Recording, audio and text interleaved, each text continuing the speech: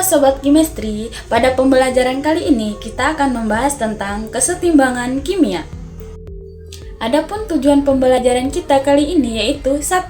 Menjelaskan konsep kesetimbangan kimia. 2. Menghitung tetapan kesetimbangan kimia. 3. Menganalisis faktor-faktor yang mempengaruhi perubahan keseimbangan. 4. Mendeskripsikan aplikasi kesetimbangan kimia dalam industri. Pengertian kesetimbangan kimia. Kesetimbangan kimia adalah keadaan di mana laju reaksi maju sama dengan laju reaksi balik disebut keseimbangan dinamis.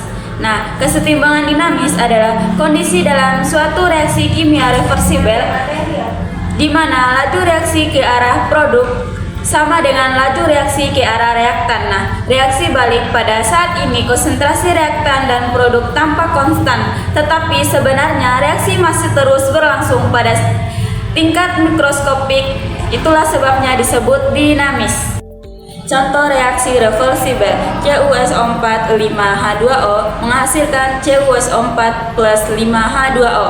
Nah, reaksi ini menggambarkan proses dehidrasi ke arah kanan dan hidrasi kembali ke arah kiri pada tembaga 2 sulfat. Nah, reaksi maju, kristal biru tembaga sulfat pentahidrat CuSO4 5H2O melepaskan air kristal menghasilkan CuSO4 anhidrat atau putih plus air. Sedangkan reaksi balik CuSO4 anhidrat menyerap kembali air menghasilkan CuSO4 5H2O. Kesetimbangan homogen. Kesetimbangan homogen adalah keadaan kesetimbangan kimia di mana semua komponen reaktan dan produk berada dalam fase yang sama. Fase tersebut bisa berupa larutan atau gas, selama seluruh zat yang terlibat berada dalam satu fase yang sama. Ciri-ciri kesetimbangan homogen. 1. Reaktan dan produk semuanya dalam fase yang sama. 2. Tidak ada zat dalam fase padat dalam sistem. 3. Konsentrasi reaktan dan produk berubah hingga mencapai kesetimbangan. 4. Berlaku untuk reaksi reversibel. Kesetimbangan heterogen. Kesetimbangan heterogen adalah jenis kesetimbangan kimia di mana reaktan dan produk berada dalam fase yang berbeda. Artinya, dalam satu sistem reaksi terdapat campuran padat, cair, atau gas yang tidak semuanya berada dalam fase yang sama. Ciri-ciri kesetimbangan heterogen. 1. Reaktan dan produk berada pada fase berbeda, misalnya padat, cair, padat gas, atau cair gas. Yang kedua, konsentrasi zat padat dan cair murni dianggap konstan, sehingga tidak muncul dalam perhitungan Kc atau Kp. 3. Sistem biasanya melibatkan padatan yang tidak larut sempurna atau perubahan fase seperti hidrasi atau dehidrasi. Kesetimbangan heterogen. Kesetimbangan heterogen adalah jenis kesetimbangan kimia di mana reaktan dan produk berada dalam fase yang berbeda. Artinya, dalam satu sistem reaksi terdapat campuran padat, cair, atau gas yang tidak semuanya berada dalam fase yang sama.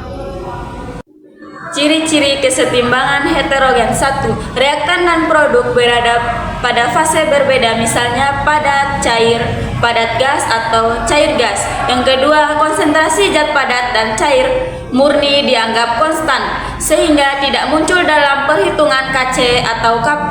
3. Sistem biasanya melibatkan padatan yang tidak larut sempurna atau perubahan fase seperti hidrasi atau dehidrasi. Tetapan kesetimbangan kimia dibagi menjadi dua, yaitu rumus tetapan kesetimbangan konsentrasi. Tetapan kesetimbangan berdasarkan konsentrasi dinyatakan dengan simbol Kc.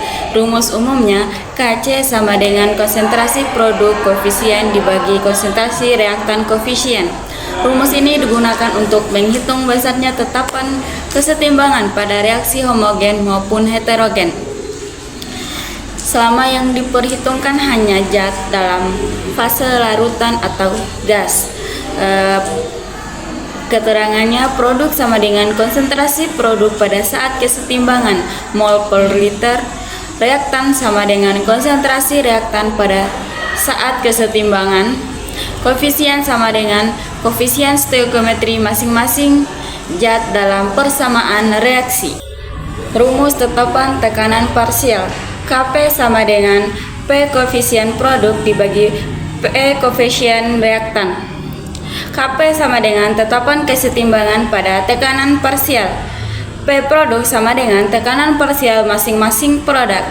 P reaktan sama dengan tekanan parsial masing-masing reaktan. Pangkat koefisien sama dengan koefisien stoichiometri dari persamaan reaksi kimia yang sudah disertakan. Faktor yang mempengaruhi pergeseran kesetimbangan. Yang pertama yaitu perubahan konsentrasi. Nah, perubahan konsentrasi ini dibagi menjadi 3 macam. Yang pertama, penambahan atau pengurangan reaktan dan produk. Yang kedua, penambahan gas inert. Yang ketiga, pengaruh katalis. Faktor yang kedua yaitu perubahan suhu. Perubahan suhu ini dibagi menjadi 2 macam. Yang pertama, reaksi eksoterm, yaitu menaikkan suhu akan menggeser kesetimbangan ke arah reaktan atau menyerap panas, menurunkan konsentrasi produk, dan meningkatkan konsentrasi reaktan. Faktor yang kedua yaitu perubahan suhu. Perubahan suhu ini dibagi menjadi 2 macam. Yang pertama, reaksi eksoterm, yaitu menaikkan suhu akan menggeser kesetimbangan ke arah reaktan atau menyerap panas, menurunkan konsentrasi produk, dan meningkatkan konsentrasi reaktan. Yang kedua yaitu reaksi endoterm, yaitu menaikkan suhu akan menggeser kesetimbangan ke arah produk atau menyerap panas, meningkatkan konsentrasi produk, dan menurunkan konsentrasi reaktan. Menurunkan suhu akan menggeser kesetimbangan ke arah reaktan atau melepas panas, menurunkan konsentrasi produk, dan meningkatkan konsentrasi reaktan. Faktor yang ketiga yaitu perubahan tekanan atau volume. Nah, perubahan tekanan atau volume ini dibagi menjadi 3 macam. Yang pertama yaitu menaikkan tekanan atau menurunkan volume. Yang kedua yaitu menurunkan tekanan atau menaikkan volume. Yang ketiga yaitu jumlah mol gas sama. Kesetimbangan kimia dalam dunia industri, contohnya pada proses Haber-Bosch. Fritz Haber pada tahun 1864 sampai 1934, yaitu seorang kimiawan Jerman yang terkenal karena penemuan proses Haber-Bosch. Proses Haber-Bosch adalah metode industri untuk sintesis amonia dari nitrogen dan hidrogen. Proses Haber-Bosch. Yang pertama, prinsip reaksi. Reaksi langsung antara nitrogen dan hidrogen untuk menghasilkan amonia atau NH3 bersifat eksoterm dan reversibel. Adapun persamaan reaksinya yaitu N2 plus 3H2 menghasilkan 2NH3 delta H. Pada kondisi optimal dibagi menjadi 3 ya. Yang pertama yaitu tekanan tinggi, karena reaksi menghasilkan lebih sedikit mol gas atau 4 mol reaktan menjadi 2 mol produk. Tekanan tinggi biasanya 200 sampai 400 atm menggeser kesetimbangan ke arah produk atau amonia. Yang kedua yaitu suhu sedang. Reaksi eksoterm menjadi suhu rendah akan menguntungkan pembentukan amonia. Namun, suhu terlalu rendah memperlambat laju reaksi. Suhu optimal biasanya sekitar 400 sampai 450 derajat. Ketiga yaitu katalis. Nah, katalis besi atau dengan promotor seperti kalium oksida dan aluminium oksida digunakan untuk mempercepat laju reaksi. Kemudian pada kondisi signifikan, proses Haber-Bosch sangat penting karena meningkatkan produksi pupuk nitrogen secara massal. Karl Bosch pada tahun 1874 sampai 1940, yaitu seorang insinyur kimia dan industrialis Jerman yang dikenal karena perannya dalam mengkomersialkan proses Haber untuk sintesis amonia skala industri. Yang terakhir yaitu kontribusi Karl Bosch.